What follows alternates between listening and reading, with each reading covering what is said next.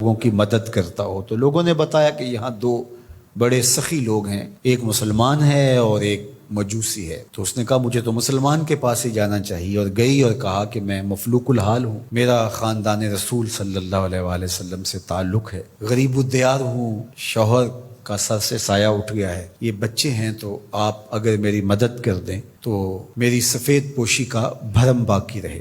تو اس نے کہا کہ بہت سارے لوگ آتے ہیں اور اس طرح کی باتیں کرتے ہیں، تم بتا سکتی ہو کہ تمہارے پاس کیا ثبوت ہے خاندان رسول سے ہونے کا؟ تو اس نے کہا میں مفلوق الحال ہوں، بچوں کو لے کر کے ہرات سے یہاں پہنچی ہوں، تو میں شجرہ تو ساتھ نہیں لیے پھر رہی، بس میری بات پہ اعتبار کر لیا جائے۔ اس نے کہا کہ میں تیری بات پہ اعتبار نہیں کر سکتا۔ خیر وہ وہاں سے اٹھی اور اس مجوسی کے پاس چلی گئی اور اس کو جا کے بتایا کہ مفلوق الحال ہوں، یہ میرے چھوٹے یتیم بچے ہیں، میں رسول کریم صلی اللہ علیہ وآلہ وسلم کی اولاد سے ہوں، تو آپ اگر میری مدد کر دیں۔ تو اس نے انتظام کر دیا ایک چھوٹے سے گھر کا، اور جو ضروریات کی چیزیں تھیں وہ باہم پہنچا دیں۔ یہ بھی سو گیا اور وہ مسلمان تاجر بھی سو گیا۔ ابن جوزی لکھتے ہیں کہ جب رات ہوئی تو اس مسلمان تاجر نے، سخی نے، خواب میں جنت کے منظر کو دیکھا کہ ایک خوبصورت محل ہے جس کے پاس حضور نبی رحمت صلی اللہ علیہ وآلہ وسلم کھڑے ہیں۔ تو یہ آگے شوق سے بھرا اور کہا حضور یہ محل اگر آپ مجھے عطا کر دیں۔ تو فرمایا یہ ایک مسلمان کا ہے۔ تو کہا میں بھی تو مسلمان ہوں۔ فرمایا تیرے مسلمان ہونے کا ثبوت کیا ہے؟ آنکھیں کھل گئیں، ماضی کا سارا قصہ ذہن میں تازہ ہو گیا، اور وہ جو لفظ کہے تھے کہ تیرے سیدہ ہونے کا ثبوت کیا ہے، وہ لفظ احساس پہ ہتھوڑے برسانے لگے اور نکال دیا گیا دربار رسالت سے۔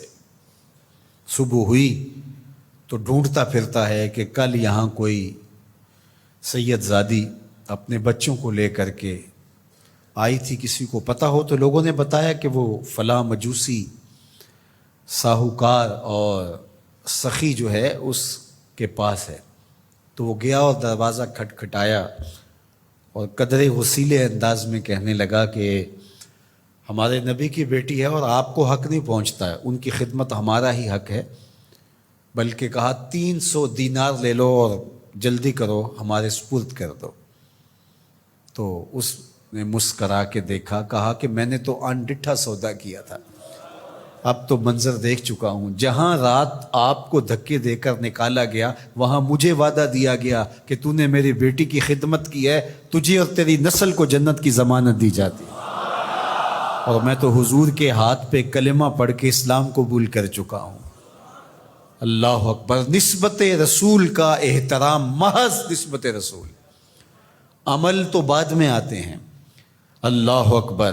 تو فرمایا کہ احبو لأہل بیتی لحبی، میرے اہل بیت سے محبت میری وجہ سے کرو۔ اللہ اکبر۔ امت کو سمجھنا چاہیے کہ اہل بیت رسول کا معاملہ کتنا حساس اور کتنا نازک ہے، اور آقا کریم نے کس قدر اس کو اہمیت کے ساتھ حجۃ الوداع کے موقع پر ارشاد فرمایا، اور دوسرا حضور علیہ السلام نے مقام خم پر باقاعدہ خطاب کرتے ہوئے ارشاد فرمایا۔ یہ مکہ اور مدینہ کے درمیان ایک جگہ ہے۔ الا ایھا الناس، اے لوگو، انما انا بشر یوشک ان یاتی رسول ربی فاجیبو، فرمایا کہ میں بشر ہوں، موت کا فرشتہ پیغام لے کر میرے پاس بھی آئے گا اور میں رب کے بلاوے پر حاضر ہو جاؤں گا۔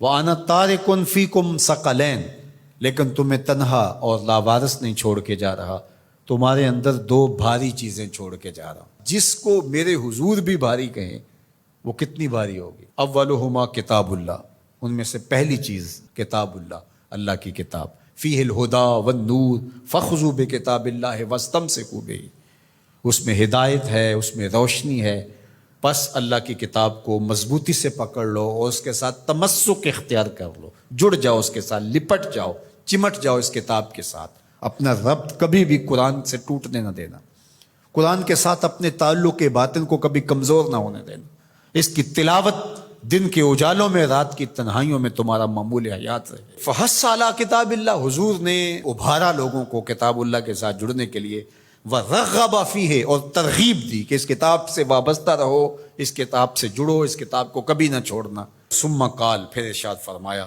وَأَهْلُ بیتی، اور میرے اہل بیت، اذکرکم اللہ فی اہل بیتی، اذکرکم اللہ فی اہل بیتی، اذکرکم اللہ فی اہل بیتی، 3 مرتبہ فرمایا، میں تمہیں اپنے اہل بیت کے بارے میں اللہ سے ڈراتا ہوں، تذکیر کرتا ہوں، نصیحت کرتا ہوں کہ میرے اہل بیت کے معاملے میں کوتاہی نہ کرنا۔ 1 بار نہیں کہا، 2 بار نہیں کہا، 3 بار فرمایا۔ نگاہ نبوت کچھ دیکھ رہی تھی کہ لوگ کربلا کے اندر شہزادگان رسول کو شہید کرنے کے در پے ہوں گے، اور اہل بیت نبوت کی عظمتیں لوگوں کو ہضم نہیں ہو پائیں گی، تو حضور نے 1 بار نہیں، 2 بار نہیں، 3 بار فرمایا کہ میرے اہل بیت کے معاملے کے اندر ان کی حساسیت اتنی ہے کہ کوتاہی کا ارتکاب نہ کرنا۔ اہل بیت نبوت کا معاملہ بہت حساس ہے، بہت ہی حساس ہے۔ یزید پلیت نے اہل بیت کے ساتھ ٹکر لے کے اپنی عاقبت بھی برباد کر لی اور اپنی دنیا بھی برباد کر لی، اور اپنی نسلوں کو بھی بدبودار بنا لیا اس نے۔ یزید کا نام بدی کا استعارہ بن گیا، دشنام سے بھی بدتر، گالی سے بھی بدتر یزید کا نام ہے۔ حضرت امام حسین رضی اللہ تعالیٰ عنہ حق کا استعارہ بن کے ابھرے، اور قیامت تک ان کا نام زندہ، روشن، سرخرو، کامیاب